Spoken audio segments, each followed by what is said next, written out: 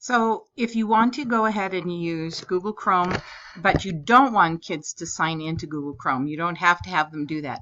They do need to sign into their account.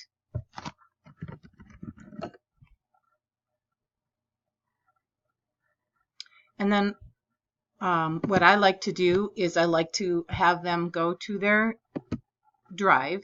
They can go to their dock, whatever they're working on. Let's just find, we'll just go ahead and say this one here.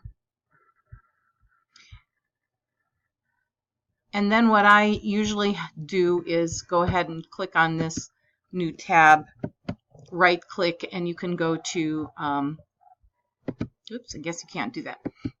We can go to Google Keep. So keep.google.com, or you can go to your waffle. All right, so I'm going to do a split screen. So I'm going to go ahead and pull this tab out. And then you want to make sure that this little double box right here is just a single box. The same thing on this one here. Now you can sit here and you can play around with the sizing, etc.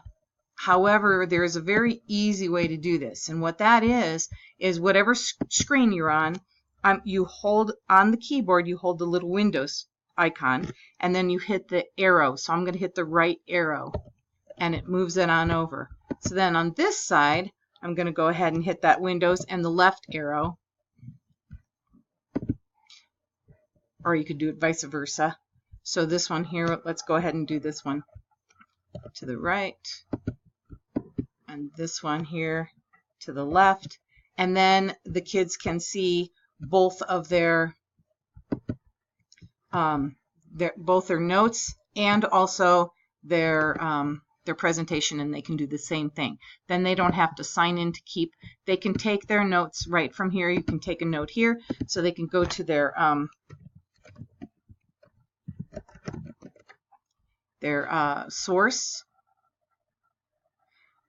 and they can find their notes, and they can just take their notes here. Now, just know that kids can still take their notes from books or magazines or any other kind of media. They don't have to do it from the internet. They can still take a note here. So that's option number 2.